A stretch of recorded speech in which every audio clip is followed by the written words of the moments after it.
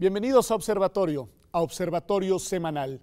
El día de hoy vamos a hablar de un tema que seguramente le interesa porque de alguna manera, directa o indirecta, todos estamos involucrados en el mundo del trabajo y además todos hemos visto cómo han habido transformaciones relevantes, no solo en México, y cómo han venido irrumpiendo además nuevas generaciones en esto que llamamos el mercado laboral o que algunos llaman el mercado laboral. Mauricio, a ver, ayúdanos a entender cómo es el mundo del trabajo hoy. Sé que la pregunta es amplia, pero bueno, intentemos ir poniendo las piezas del rompecabezas. Voy a intentar responderte de una manera general y que se entienda, digamos, y un poco cubrir todos los planos que me parecen importantes. Por un lado tenemos que entender que el mundo de trabajo ha cambiado, como tú lo decías, en las últimas décadas, pensemos a partir de la década de los 70 del siglo pasado. Y los cambios tienen que ver básicamente también con cambios en las políticas económicas, okay, ¿no? de los países y del mundo, básicamente. Fuimos asistiendo a cambios en las políticas económicas de los países, a procesos de globalización o internacionalización de la economía, y eso lo que llevó es a un cambio en las relaciones que existen y que se producen en el marco del trabajo, digamos, ¿no? Las relaciones laborales. Cuando hablamos del trabajo tenemos que pensar principalmente en tres actores que interactúan de manera permanente, que son los trabajadores, los empleadores o los empresarios y los sindicatos. Y un cuarto actor que es el Estado, que en principio es el que tiene que regular esas relaciones. Con el cambio de la economía lo que ha pasado es que estas relaciones han cambiado porque se han visto obligadas a responder a los cambios más macroeconómicos y por lo tanto lo que ha sucedido es que estas relaciones han pasado a ser relaciones más precarias, más flexibles, esta idea de la terciarización que se escucha mucho, digamos, que tiene que ver con empresas que subcontratan a otra empresa para realizar otro tipo de trabajo. Estas características del mercado actual tienen que ver con estas transformaciones de las últimas décadas. Y eso sería, digamos, un panorama a nivel mundial. Es decir, podríamos coincidir en que estas transformaciones se han dado en todos lados. Nos decía Mauricio, y creo que me gusta la manera en la que nos presenta, 4 actores, y dice son los principales protagonistas del mundo del trabajo. Nos menciona, por un lado, a los trabajadores, y de eso hablaremos seguramente más adelante, porque quiero centrarme en cómo ha cambiado, digamos, el universo de quienes trabajan. Por el otro lado, los empleadores, y ya nos adelanta estos nuevos mecanismos de terciarización o el famoso outsourcing de contrataciones, digamos, por empresas distintas a las principales para que realicen tareas específicas. Por el otro lado nos dicen los sindicatos y por otro lado nos dice el Estado. A ver, elige uno de los 4, déjamelo de los trabajadores fuera y veme diciendo cómo han cambiado los otros 3. Bueno, pues me metería con lo de los empleadores porque tiene que ver principalmente que son los que generan empleo, que pueden dar empleo y que pueden hacer que permanezca la gente en el empleo. Y aquí lo más relevante a nivel mundial y en el caso nacional es precisamente que la figura del empleador ya no es identificable en este momento. Se habla mucho de los trabajos atípicos o las relaciones atípicas porque en este momento ya no es posible identificar quién es el patrón, precisamente por la figura del outsourcing, la subcontratación y demás. El trabajador no está en este momento entendiendo estos nuevos conceptos y cuando decimos no es identificable el empleador es porque curiosamente el trabajador le va a prestar un servicio y le da y está bajo la subordinación de un tercero, un beneficiario, y su patrón es otro quien le paga. Yo firmo un contrato para emplearme y con quien estoy contratando no es necesariamente mi empleador. Es tu empleador, pero no se cumplen por decir la relación típica, no se cumple. Antes el empleador era quien daba el trabajo, además daba las órdenes y era el que se beneficiaba con el servicio.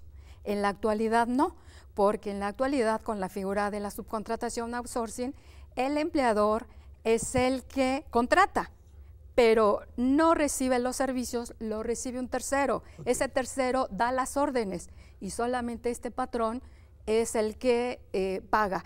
Pero no necesita una infraestructura, puede ser un cuarto de 4x4, etcétera, y entonces ahí es quién es ya no es posible identificar, porque antes estaba identificable quien daba las órdenes, ese era el empleador. Entonces, bueno, tenemos ahí, digamos, una difuminación de la figura del empleador. Del empleador. Y me imagino que eso le complica la vida a otros de los actores que mencionaste, que son los sindicatos. A ver, ¿qué ha pasado con los sindicatos en un mundo en el que, entre otras cosas, no nos queda claro quiénes son los patrones? Bueno, ¿qué ha pasado? Bueno, no sé si te puedo contestar qué ha pasado con los sindicatos, pues yo no soy especialista en sindicalismo. Lo que sí es cierto es que lo que hemos asistido en los últimos tiempos es como a un desdibujamiento, digamos, del rol del sindicalismo, o de los sindicatos, ¿no? De esta idea del origen del sindicalismo como una figura de defensa de los trabajadores, de defensa de los derechos de los trabajadores, ha pasado a ser un sindicalismo muy cooptado, por un lado podría ser por los propios empleadores, por otro lado por el Estado, este sindicalismo más corporativo, que al final no termina siendo la figura o no termina teniendo el rol que tradicionalmente tuvo, digamos, y que es el que debería tener, que es el de la defensa de los derechos de los trabajadores, ¿no? Eso es un poco lo que ha sucedido en los últimos años. Eso me parece interesante porque nos lleva entonces al tercer actor, que es el Estado, y su rol, pues como garante debería de ser de las reglas del juego en las relaciones entre empleadores y sindicatos. También, digamos, debería de ser un garante de la autonomía de los sindicatos como instancias de defensa de los trabajadores, y debería de ser también un garante de los mecanismos de seguridad social. ¿Qué ha pasado? ¿Cómo está el Estado hoy reaccionando a las transformaciones en el mundo del trabajo, María Ascensión? Yo creo que ha estado, y se le ha criticado al Estado, que se ha replegado. Okay. Ha dejado de cumplir el rol que le compete de regular estas relaciones y de proteger, de ser garante. ¿Por qué? Porque a partir de que se está difuminando el rol de empleador, se está disminuyendo esta capacidad del sindicato, el Estado, con base en estas manifestaciones, primero, pues obviamente muchas de las instituciones se privatizaron, y una de las más importantes y que viene a golpear concretamente derecho al trabajo es en la parte de la seguridad social. ¿Por qué?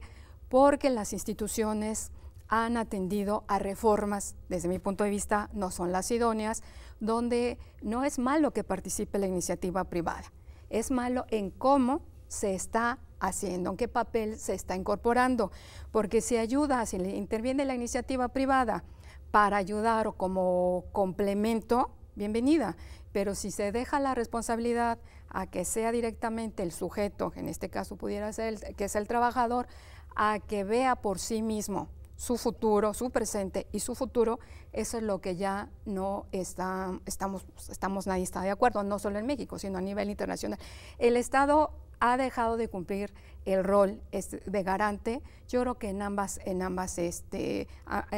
los dos ámbitos, en lo laboral y en lo de la seguridad social.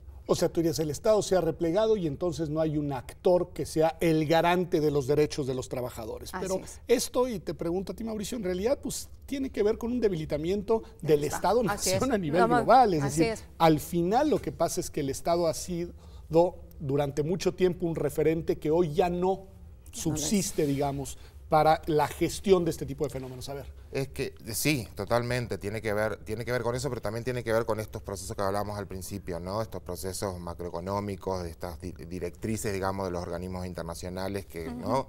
Que han fijado en la década de los 80, bueno, cómo tenían que responder los estados, ¿no? En principio era para reducir la pobreza, pero para tener otras consecuencias, y era justamente esto, el achicamiento del Estado. El problema acá también es una opinión muy personal y que tiene que ver con esta idea de la presencia del Estado en la intermediación, digamos, en las relaciones laborales. Tiene que ver porque cuando hablamos del mundo del trabajo hay un elemento muy importante que es el elemento económico que está en juego. Y para mí el Estado ha tomado una posición, y es la posición de defender ciertos intereses en contra de los derechos de un grupo de personas, de un gran grupo de personas, digamos, ¿no? Básicamente de todos nosotros. Y ese es el grave problema. ¿Tú dirías la defensa de los intereses? De los intereses económicos generales, pensando en los intereses, pensemos en los intereses del país, pero también en los intereses de los empleadores o de los empresarios. Porque para mí se malentiende el tema de que parte de, de dejar libre, digamos, la regulación de las relaciones laborales va a tener un impacto en mayor productividad, mayor ingreso para el país, mayores beneficios económicos, y resulta que eso no es necesariamente cierto, porque esta postura lo que hace es que agranda las desigualdades en la población, hace crecer el número de personas pobres, por ejemplo, y eso no contribuye al crecimiento de los países, ¿no? Okay. A ver, entonces ese replegamiento del que nos hablabas del Estado, ese repliegue del que nos hablabas del Estado, en realidad no sería una cuestión solamente por omisión. Lo que nos dice Mauricio es que detrás hay una toma de postura estratégica alineada con ciertos intereses. ¿Tu reacción a eso, María Ascensión? Pues yo diría más que ha tenido que cumplir, no solo en América Latina, pues todos han tenido que replegarse a las indicaciones de intereses económicos. Entonces, pues esto es lo que ha venido a pasar. Si quieres sostenerte económicamente, pues hay que cumplir estos lineamientos internacionales. Y ha pasado, vuelvo a insistir, en los dos ámbitos, ¿no? Entonces, por eso en la parte laboral, pues se empiezan, ahí está, que no identificamos al patrón, que no identificamos inclusive al trabajador, que no identificamos quién es el que está llevando las reglas en materia laboral y en materia de seguridad social, pero que pues atienden más a seguir estos lineamientos. O sea, de plano, si ellos tienen razón, las reglas vienen de fuera y las reglas vienen con todo, y el mundo del trabajo está condicionado por una serie de inercias y lógicas que no dependería de las decisiones de los antes llamados, hoy llamados, pero cada vez menos poderosos estados nacionales. Así que quédese con nosotros, que vamos a un corte y ya volvemos aquí a Observatorio Semanal.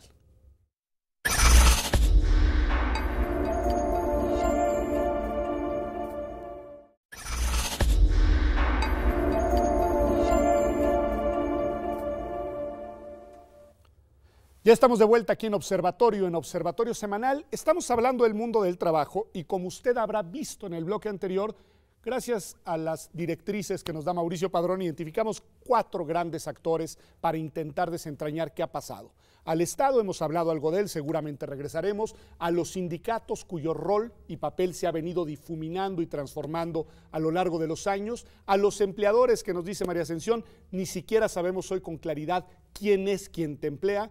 Y dejé de lado intencionalmente a los trabajadores. Sé que de nuevo es un universo de sujetos muy amplio, difícil de asir, además si pensamos sobre todo en un horizonte más amplio que el nacional, pero intentemos un poco identificar quiénes son las y los trabajadores el día de hoy. Mauricio.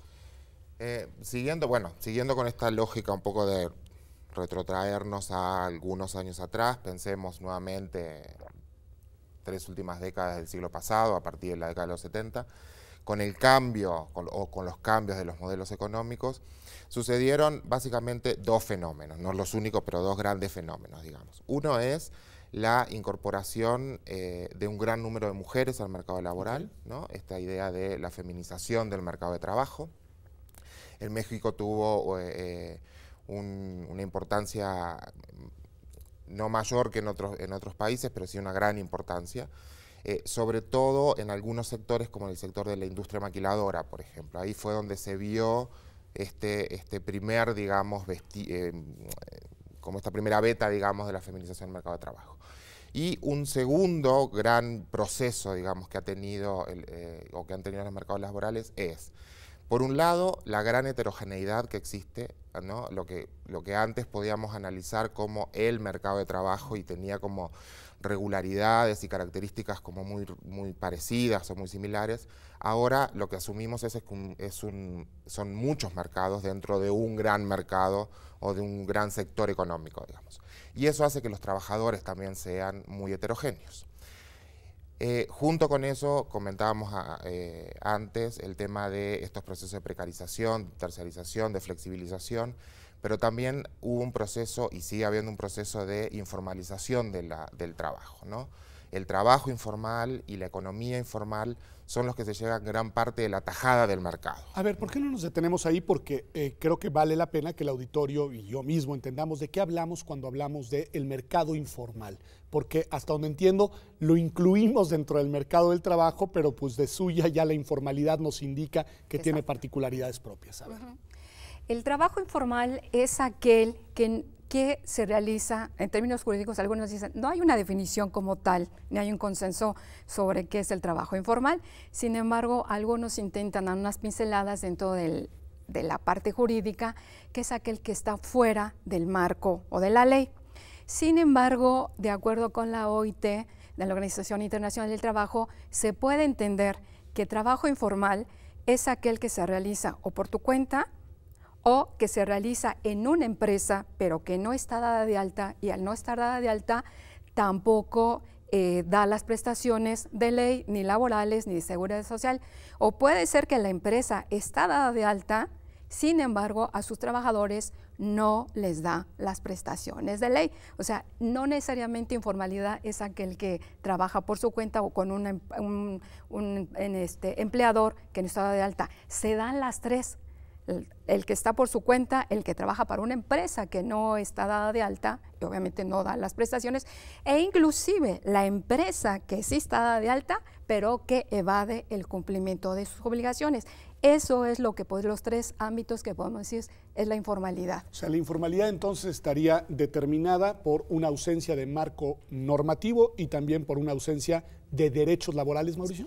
Sí, esa es una de las aproximaciones, una de las perspectivas para el análisis, digamos, de la informalidad. Danos la sociológica. No, en realidad no, es una postura que digo que tiene mucho consenso en la literatura, en la academia, en la investigación, que es la parte de la definición más legal, digamos, de la informalidad.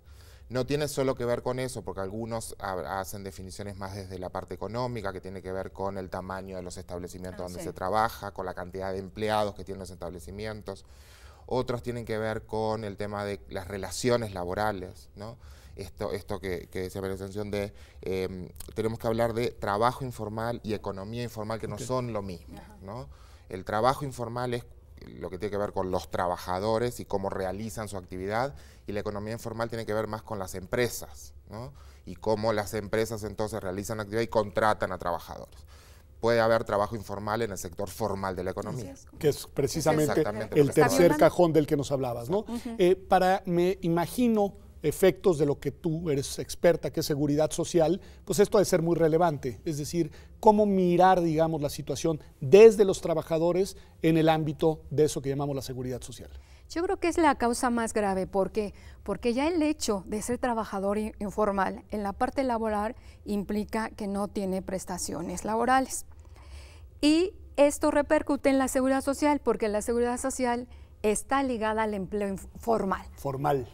Al empleo formal. Entonces, empleo formal da derecho a una serie de prestaciones de seguridad social, pero si es trabajador informal no tiene ninguna de las dos. Entonces, esto es todavía más grave. Y si recordamos o ubicamos que el 60% a nivel mundial está en la informalidad. El 60% en la informalidad. Quiere decir que el 60% de los trabajadores no tienen seguridad social en el mundo. No tienen el acceso a la seguridad social. ¿Y eso qué implica? Que no tienen acceso a prestaciones médicas, a ninguna de las prestaciones que están en nuestro caso en el Seguro Social, y lo más importante a futuro, a pensiones. A pensiones. Y entonces es ahí donde había dicho cuál es la intervención de la iniciativa privada, y curiosamente en donde más está impactando es en la seguridad social. ¿Por qué? Porque se insiste mucho, y vemos en la televisión el caso nacional, que se les dice a los jóvenes, dentro de la informalidad, ¿quiénes son el grupo más grueso? Los jóvenes, por supuesto. Los jóvenes, ¿sí? Y entonces se les insiste a los jóvenes que ahorren, y que ahorren para su futuro. Y entonces los jóvenes nos dirán, pues primero denme trabajo, ¿sí? Y entonces ahorraré. Pero entonces, ¿cómo van a ahorrar si no tienen el trabajo? Y no tienen trabajo porque si quisieran entrar dentro de estas pocas posibilidades al trabajo formal, les piden la experiencia. Y nuestros jóvenes no tienen la experiencia por varias razones. Una, algunos dejaron de estudiar y entonces no van a adquirir esta experiencia. Otros, el argumento de los empleadores en el caso formal es de que no tienen las habilidades, las competencias para el trabajo que requieren. Y entonces los jóvenes dicen, ¿y cómo voy a adquirir esas competencias si no tengo la experiencia? No me das empleo, ¿sí? Y entonces esto se va repercutiendo en la parte, no encuentran trabajo, no tienen ingresos y hacia futuro, pues obviamente no van a tener ninguna prestación, las básicas, y a futuro la de bueno, pero a ver, ese nos pinta un escenario terrible. Estás diciendo que el 60% de las personas no tienen acceso a instituciones de servicios de salud, digamos, al menos de que la paguen con sus propios recursos, y sobre todo que hacia el futuro no van a tener un ingreso que los sostenga durante su vejez. Mauricio, eso suena apocalíptico. Sí, es bastante preocupante. La realidad actual, sí, a nivel internacional y para México en particular, es eso que se me da atención, 60% aproximadamente está en la informalidad, sean trabajos informales o sector informal de la economía. De los que trabajan, 50% más o menos, un poco más del 50% no tienen acceso a la seguridad social. El tema de la seguridad social también habría que distinguirlo, porque una cosa es la seguridad social como sistema, digamos, y otra cosa es el acceso a la salud. Okay. Sobre todo en México, a partir de seguro popular, claro, la creación del seguro popular, entonces el acceso a la salud se tiene, digamos, por otros medios. Claro, ya ¿no? Otra discusión es si los servicios que se brindan bueno, claro, son eso iguales, es otro, claro, ¿no? Pero eso sería otra cuestión. Pero el tema, lo que preocupa es esta parte, es decir, bueno, no solo en el presente, porque la seguridad social, en términos generales, habla de el pago, por ejemplo, indemnización por accidentes de trabajo, ¿no? Por invalidez, pero también es el tema de la pensión o de la jubilación, el retiro, ¿no? Y eso tiene que ver nuevamente con cómo han cambiado los modelos, ¿no? Nosotros venimos de un modelo, de este modelo que fue, digamos, que subsistió durante muchos años en nuestra historia, que tiene que ver con pensar en el trabajo como un mecanismo de integración social, como un mecanismo de acceso a la seguridad social, como un mecanismo de acceso a una serie de derechos. Eso ya lo hemos perdido. Ya el trabajo no significa un mecanismo de integración ni un mecanismo de acceso a derechos. ¿No? Significan simplemente, digamos, un mecanismo de subsistencia. Sí, de sobrevivencia. ¿Del día a día? No necesariamente, porque lo que a nivel internacional y en el caso nacional también es que ahora los jóvenes están más preparados y sin embargo tampoco tienen el empleo, ¿no? Entonces de subsistencia no necesariamente, porque a lo mejor si deciden emplearse ellos mismos, y sí, ahí sí sería para sobrevivir, no con un carácter de ser emprendedor. ¿Por qué no? Para ser emprendedor debe de tener una formación y debe de tener los apoyos económicos, financieros y demás, sino que aquí la situación es, en esta que se ha desfigurado todo, encontramos que esta posibilidad de poder tener por haber estudiado, voy a tener empleo y a través de esto voy a poder desarrollarme laboral, socialmente y personalmente, ya no existe esta posibilidad, no existe esta posibilidad. O sea, se cierra el horizonte de posibilidad de desarrollo personal, incluso para aquellas personas que sí han realizado estudios y que tienen la capacidad y la preparación. Eso nos lleva necesariamente al terreno de las nuevas generaciones, de las que ya nos ha estado hablando María Ascensión, que es el mundo de los millennials, en el mundo del trabajo, que creo que es un universo de lo más interesante, de lo más relevante y de lo más preocupante también. Y lo que les voy a pedir es que vayamos ahora sí que repasando nuestros argumentos, porque vamos a un corte aquí en Observatorio, y regresamos a hablar de eso, que era el tema central del programa del día de hoy, que es, bueno, y en este universo en el que el mundo del trabajo ha cambiado como ha cambiado, en el que la precarización, la informalidad y la ausencia de derechos se van volviendo la constante, ¿qué pasa con los jóvenes? ¿Qué pasa con los jóvenes que irrumpen y que tienen que visualizar no solamente su subsistencia laboral hoy, sino la construcción de un futuro y de algunos elementos de garantía, sobre todo para su vejez? Volvemos aquí a Observatorio Semanal. Quédese con nosotros.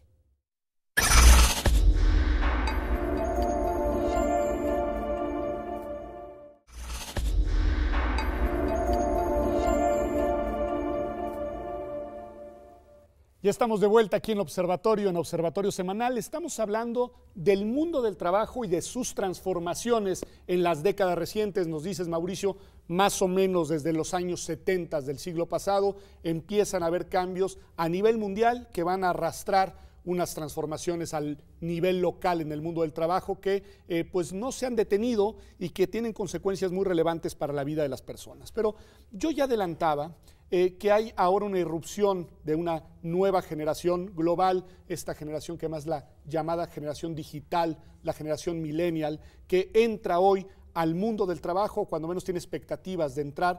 Quizá lo primero que hay que hacer es identificar quiénes son, Mauricio.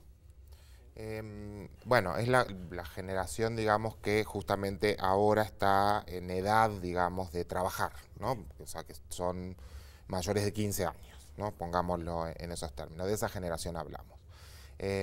Cuando se habla del mundo del trabajo, del mundo del mercado laboral, partimos de que los jóvenes, se entiende a los jóvenes, digamos, a partir de los 15 años. A partir de los 15, ¿y el corte hacia arriba? El corte, en términos de los estudios más sociológicos, sociodemográficos, se hace entre los 15 y los 24 años, ese es el grupo que se toma.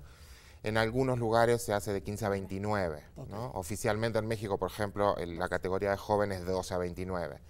El tema es que para analizar el trabajo no podemos tomar menores de 15 porque está prohibido, por la Constitución. Entonces, esos son los jóvenes y estamos hablando de esta gente.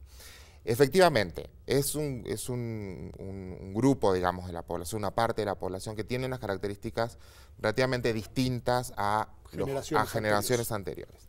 Pero en realidad, frente al mundo del trabajo no tienen características tan distintas, lamentablemente. Se enfrentan básicamente a las mismas situaciones. Para dar un dato, los jóvenes, hablamos de jóvenes en este rango de edad, tienen 3 veces más, la tasa de desempleo es 3 veces más alta que la de los adultos, ¿no? Y esto tiene muchos años que es así.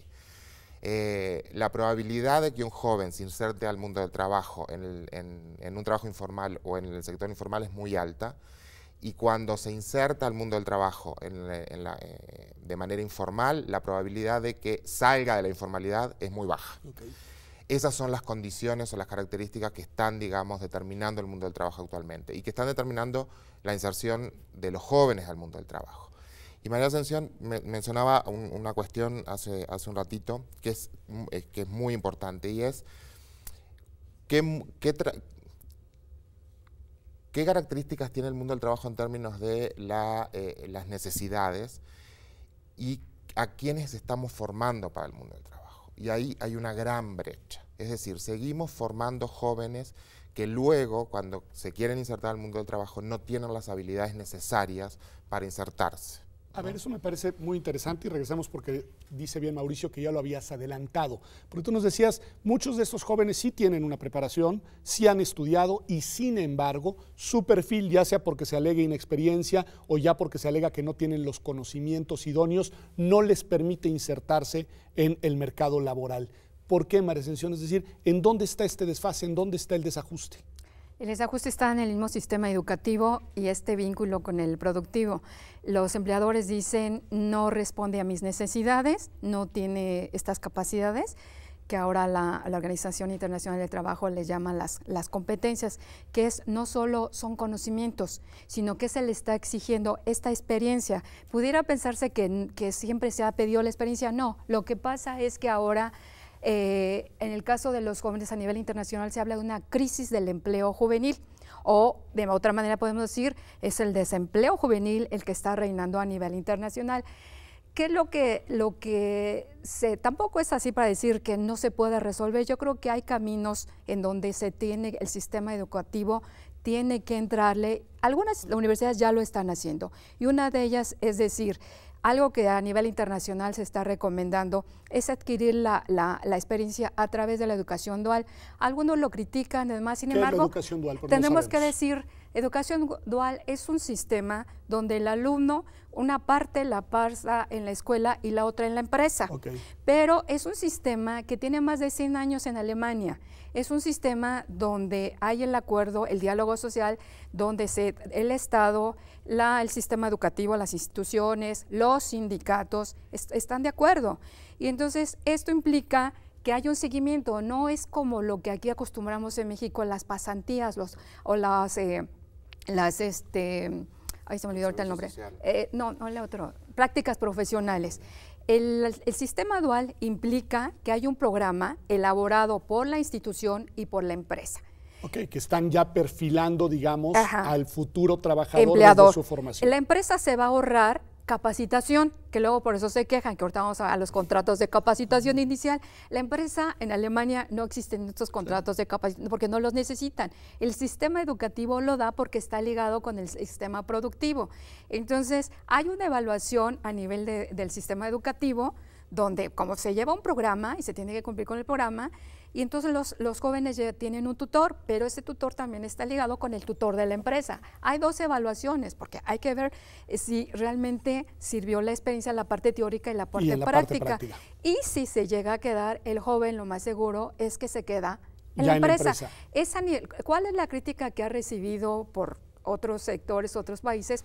Es que es a nivel técnico, pero la gente en Alemania dice, pues nuestros técnicos compiten, los exportamos a todos los países y no hay ninguna queja, pero tienen la oportunidad de, si ellos desearan seguir a carrera universitaria, lo pueden hacer. A ver, eso me lleva a esa parte muy interesante, porque es, pues quizá esta aspiración de tener un título universitario hoy es una condena al desempleo, Mauricio.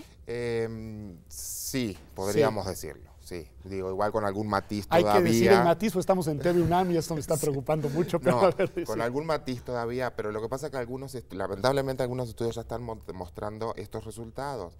Los jóvenes que tienen carreras universitarias no son los que tienen mayores ingresos, por ejemplo. Okay. O sea, no les está garantizando buenos ingresos laborales.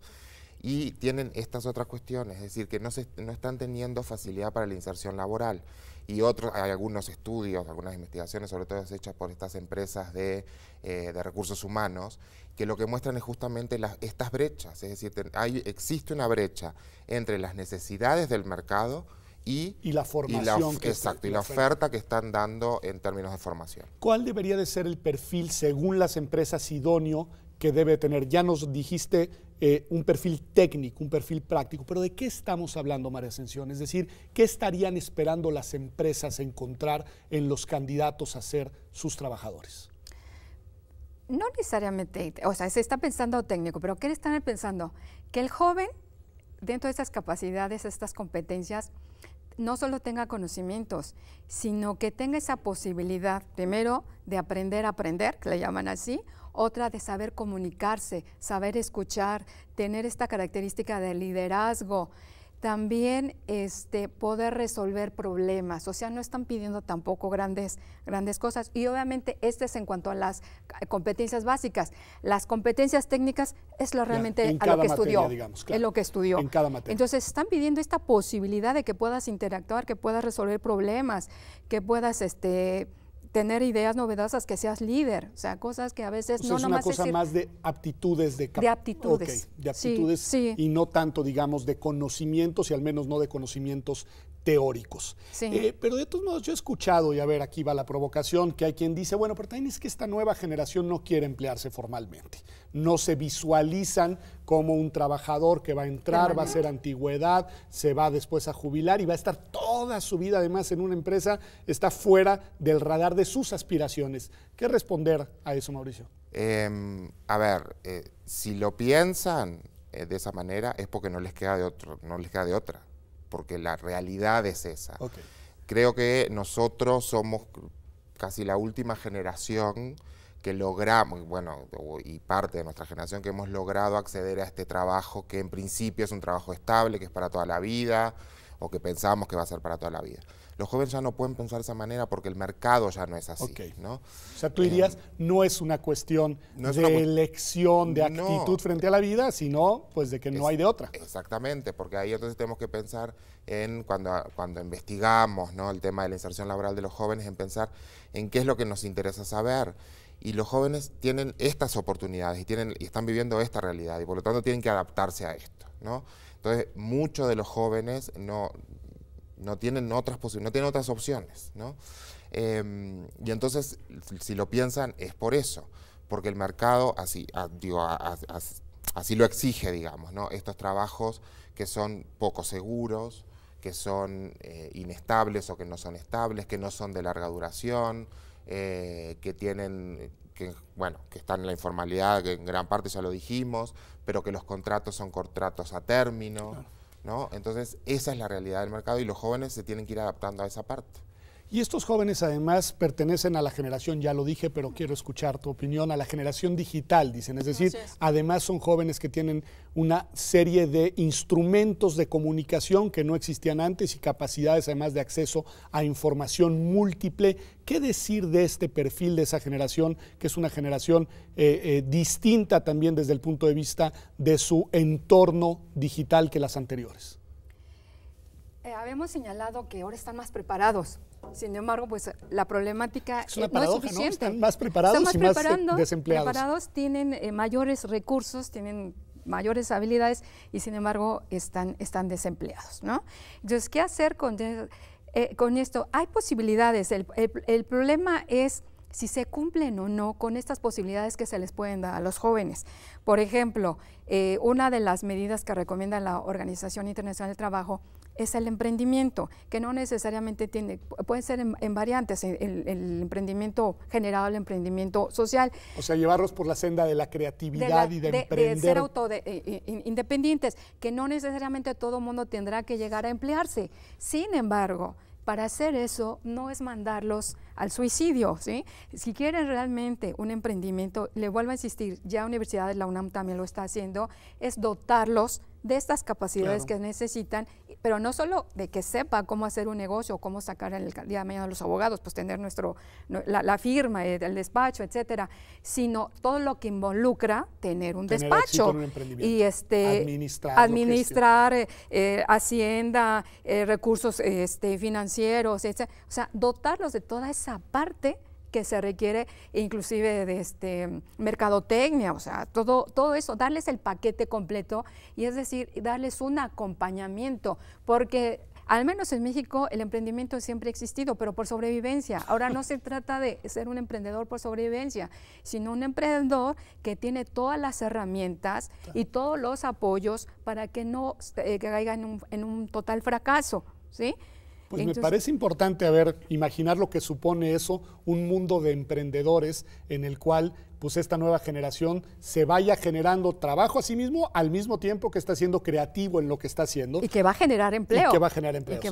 Mira, vamos a un corte y regresamos porque lo que les voy a preguntar ya en el último bloque de este programa de Observatorio Semanal es, a la luz de estas transformaciones, ¿cómo ajustamos a las instituciones? Ya volvemos aquí a TV UNAM.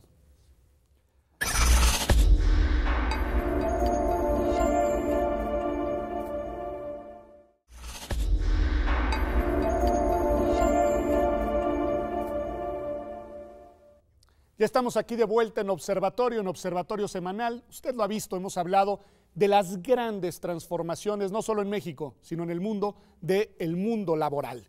Y nos decía María Ascensión al cierre del bloque anterior que ya incluso la Organización Internacional del Trabajo empieza a recomendar que les dotemos a las nuevas generaciones de las habilidades, de los conocimientos, de las aptitudes necesarias para poder emprender su propia carrera profesional. Lo cual, les decía yo en el corte, a mí me da vértigo si a mí me hubieran dicho de joven que esa era mi única ruta para imaginarme un desarrollo económico y profesional satisfactorio. Mauricio, tú nos decías desde el inicio que el Estado se ha replegado.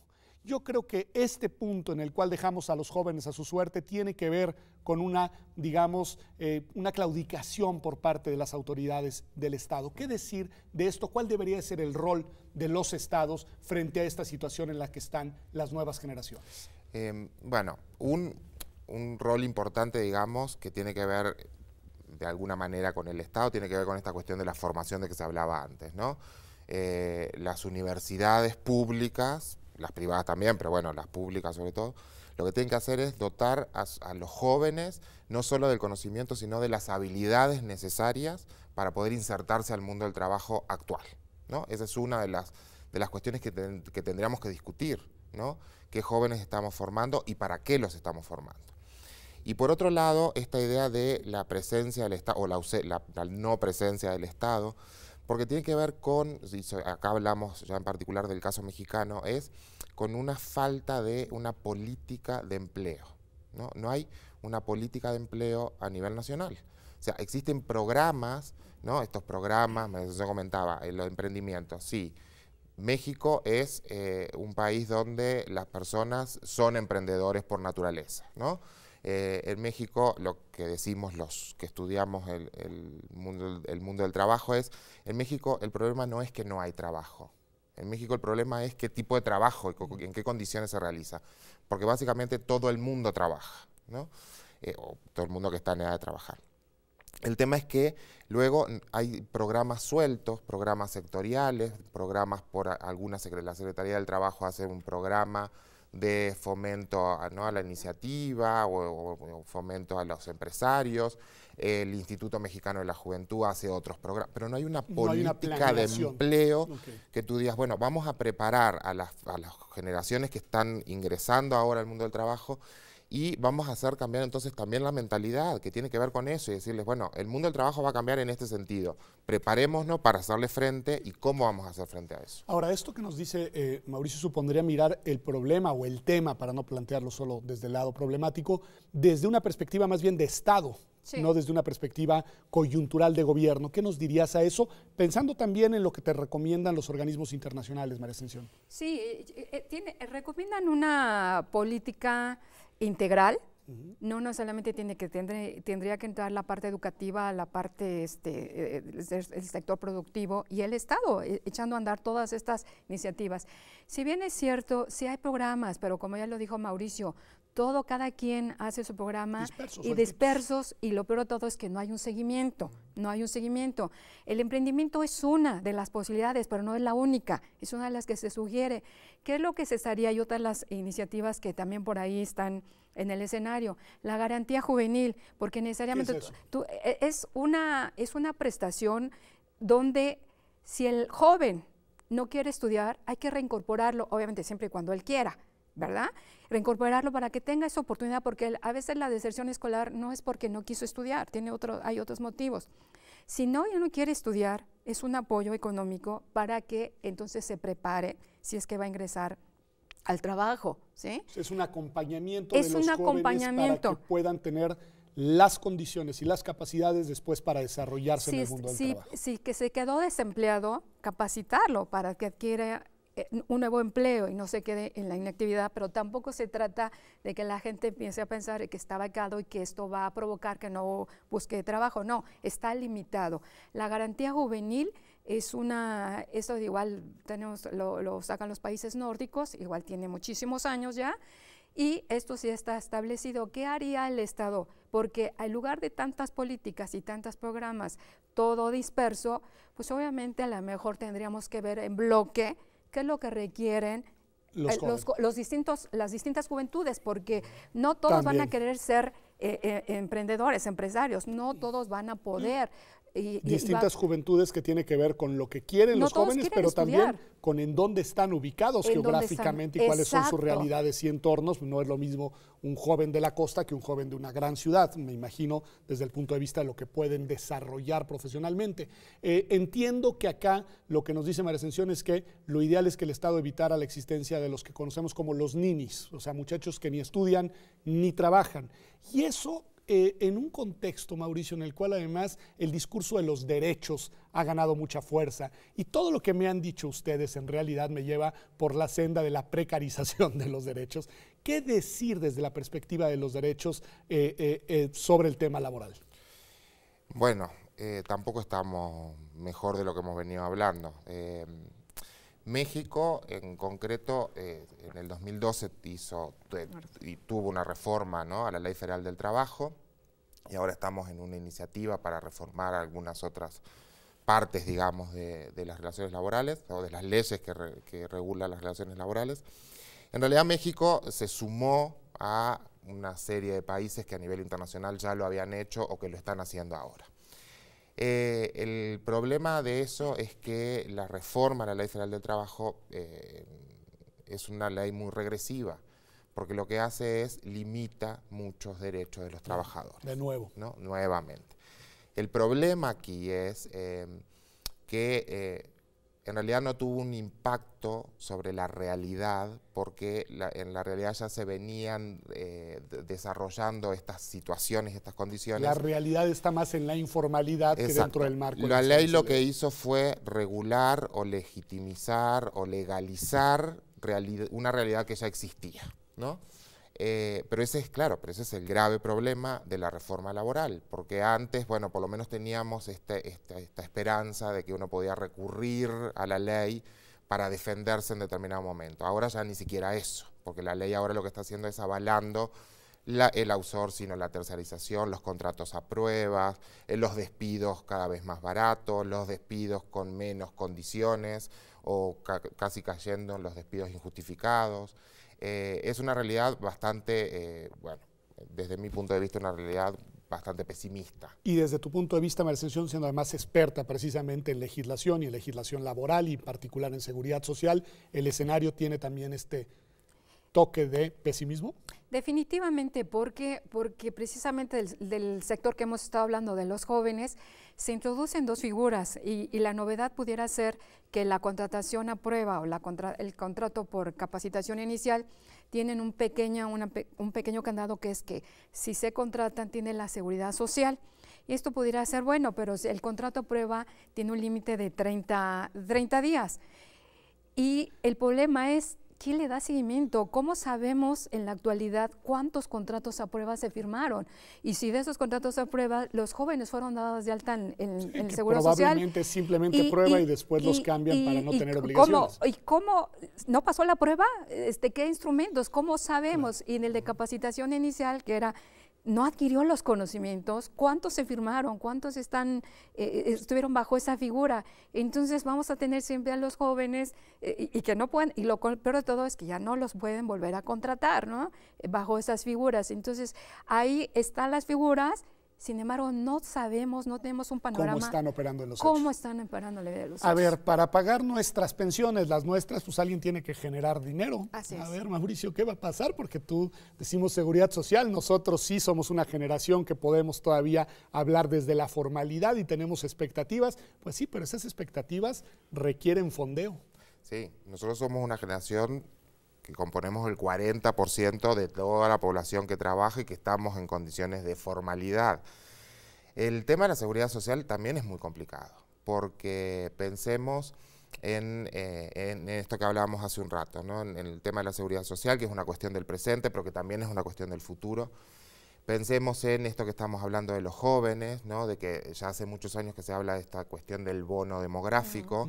Bono demográfico, concepto que ha sido muy criticado, porque en realidad esta idea del bono demográfico, para considerarlo como bono, deberían existir las condiciones, las condiciones y las oportunidades. Sí, no es un pagaré demográfico. Exactamente, porque México es un país todavía muy joven con respecto a otros países de la región y del mundo, pero el problema es que cuando nosotros pensamos en la seguridad social, que es un sistema pensado en la solidaridad, digamos, intergeneracional, donde nosotros aportamos hoy, pero para cuando nosotros nos jubilemos van a aportar otros, eso ya no va a existir. Y eso es lo que está viendo y es lo que estamos viendo, modificaciones en las leyes, aumentos en las edades de jubilación, disminución en los porcentajes de las pensiones, y eso es lo que va a pasar. Los jóvenes de hoy, ¿no? Yo luego cuando doy clases y hablan los jóvenes, no les doy muchas esperanzas, pues le digo, yo todavía tengo alguna esperanza de jubilarme. El tema es que ustedes ni siquiera esa esperanza van a tener, ¿no? Dentro de unos años. Pues me parece muy duro el escenario que nos han descrito el día de hoy en Observatorio Semanal. Este no ha sido un programa para ilustrar nuestro optimismo, pero sí voy a trazar la ruta, si me lo permiten, de algunas pistas que nos dieron para cómo salir del atolladero, porque creo que tenemos que pensar que hay salida y tenemos que intentar buscarla. En primer lugar, haría falta una política de Estado congruente, bien planeada, que nos permitiera ir generando las capacidades en las nuevas generaciones aptas para desempeñarse en un mundo del trabajo que se ha transformado. En segundo lugar, hay que buscar cuáles son los perfiles y las posibilidades y potencialidades de las distintas juventudes, algo que me parece muy relevante, entre ellas, por ejemplo, la de aquellos jóvenes que tengan capacidad de ser emprendedores y que en esa empresa no solamente se generen trabajo a sí mismos, sino que también generen otro tipo de empleos. Y por el otro lado, pues recuperar nociones que se nos han perdido en el tiempo, como esa de la solidaridad, de una solidaridad, nos decía Mauricio, intergeneracional, pero que en realidad es una solidaridad entre personas, entre nuestra sociedad mexicana y, ¿por qué no decirlo?, una solidaridad que también se ha perdido entre los y las trabajadores a nivel global. Gracias por habernos acompañado aquí a Observatorio Semanal. Nos vemos como todas las semanas en TV UNAM el próximo domingo.